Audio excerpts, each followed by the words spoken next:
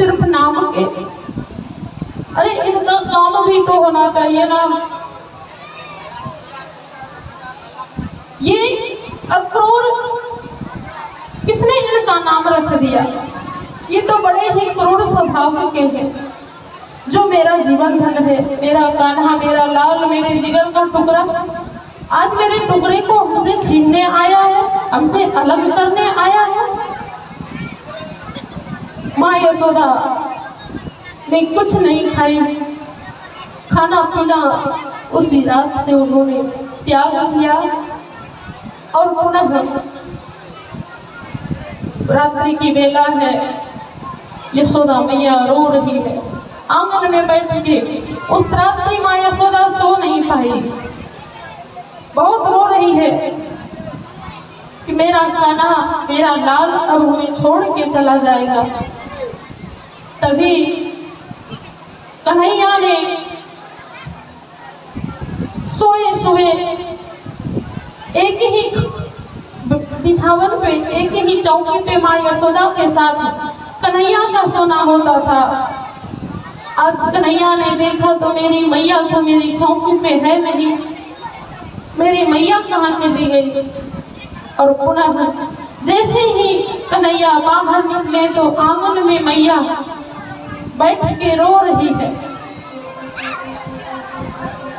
मैया इतना रो रही है, इतना रो रही है।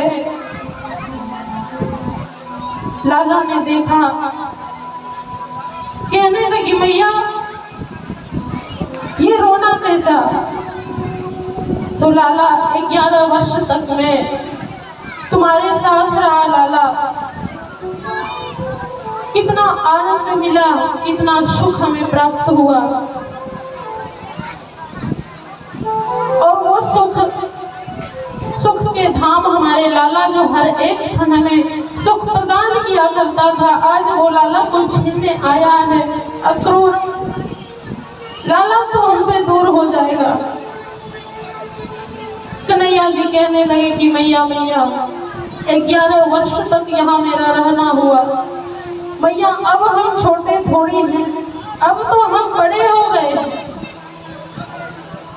और बड़े लाला को, अपने बड़े बेटे को कोई घर में रखता है क्या ज्यादा दिन तक? अब मैं छोटा थोड़ी हूँ मैया, अब तो मैं बड़ा हो गया हूँ। क्या हमें घूमने का मौका नहीं दोगे? क्या हम अपने मामा के यहाँ नहीं जा सकते?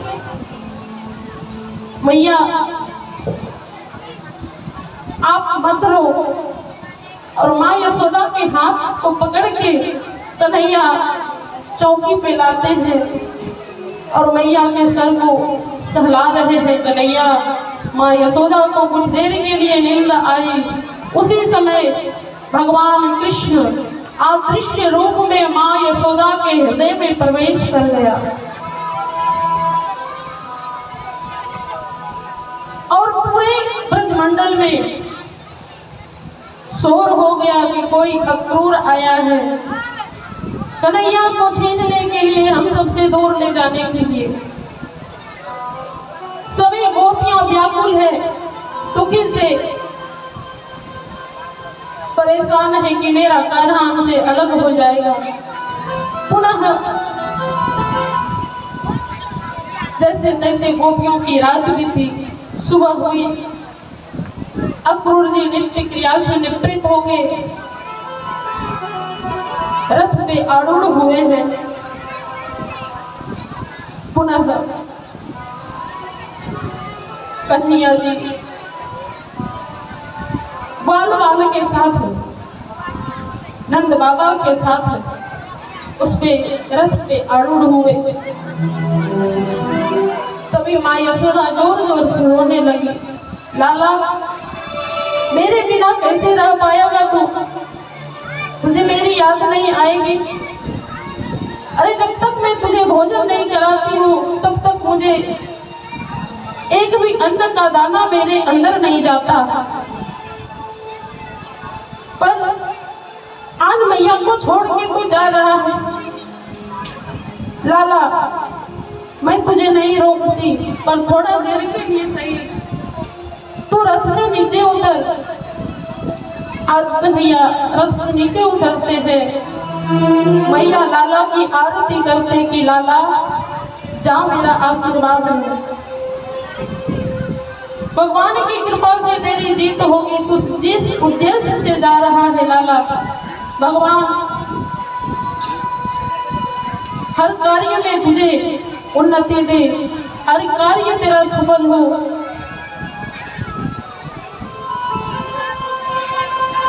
और माँ यशोदा जी लाला के कान के पास जाके कुछ कह रही है, कह रही ओ लाला, मैंने आज तक तुझे नहीं बताया, एक बात अपने दिल में दबा के रखी। लाला तुझे पता है तो मेरा लाल नहीं है, मैं जन्म देने वाली माँ नहीं हूँ, मैंने तो तुम्हारा पालन पोषण किया है, तुझे जन्म देने वाली तो देवकी मैया है। और हमें पता है कि तू जब मथुरा को जाएगा तो अपनी जन्म देने वाली माँ से मिलके, पिता से मिलके तो इतना प्रसन्न हो जाएगा, इतना खुश हो जाएगा कि हमको तो भूल जाएगा रे लाला, हमें तो भूल जाएगा।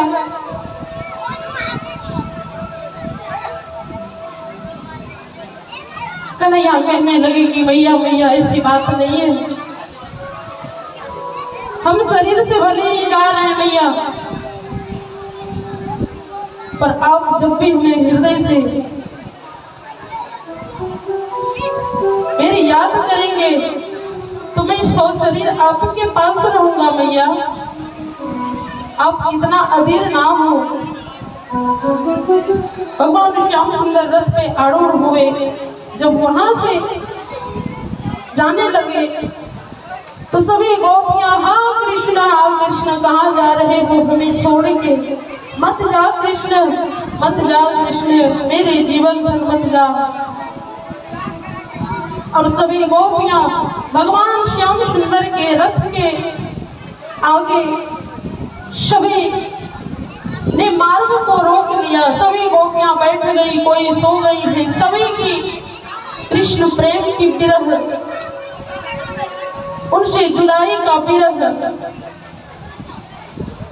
गोपियां अपना कैसे बर्दाश्त कर सकती है। जिस श्याम सुंदर के साथ उनका आनंद में जीवन जीने का शुरुआत हुआ, आज वही आनंद कंद कान्हा हम सबको छोड़ के जा रहे थे। आज अक्रूर जी कहते हैं कि मार्ग से हट जाओ गोपियों, हमको जाना है। आज गोपियों ने कहा कि अक्रूर जी अगर तुझे जाना है तो हम गोपियों के ऊपर से आप अपने रथ को ले जाएं, क्योंकि यह शरीर बेकार है अपने श्याम के बिना, अपने कान्हा के बिना। जहाँ परमात्मा ही ना हो, जिस आत्मा में, वो आत्मा किस काम की, वो आत्मा तो मृत प्राय है, और हम जी के क्या करेंगे।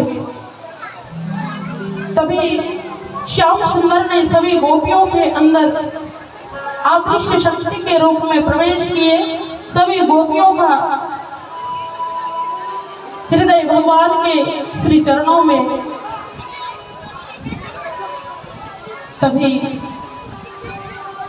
भगवान श्याम सुंदर गोपियों से कहते हैं कि गोपी,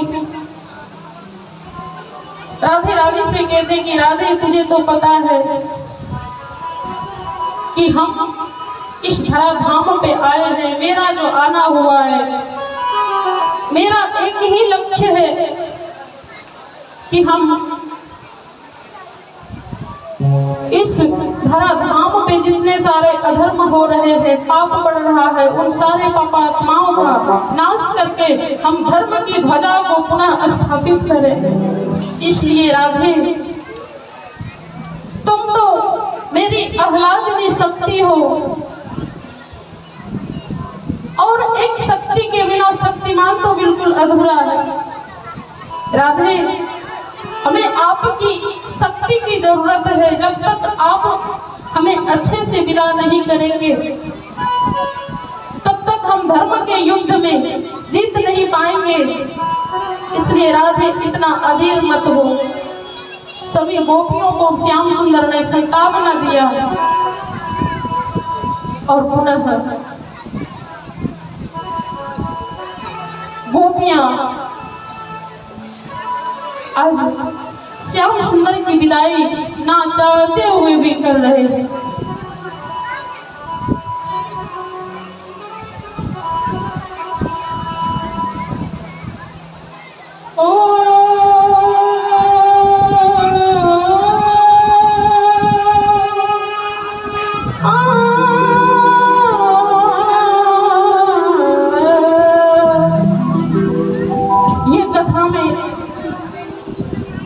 कभी हंसी आती है, कभी खुशी मिलती है, कभी आनंद मिलता है, कभी रोना भी आता है। ये भगवान की कथा ही ऐसी अद्भुत है। आज सभी गोपियां रोते हुए भगवान की विदाई कर रहे हैं। हे प्राणेश्वर विदा, हे सर्वेश्वर विदा, भक्त हृदय मूक करे, कहता प्रियवर विदा। जय श्री राधे।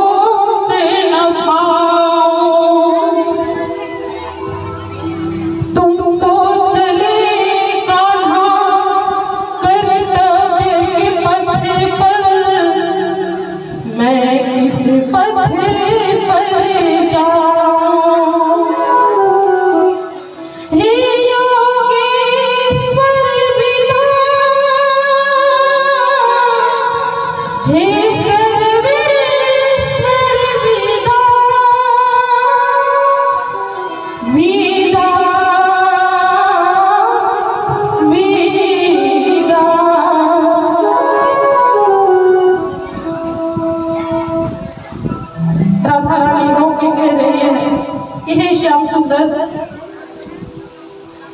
दो हृदयों के बीच बहेगी यमुना की एक धारा। श्याम सुंदर आप यमुना जी के उस पार रहेंगे, हम इस पार उस पार होते हुए भी हम तो एक है, यमुना जी के एक धार है।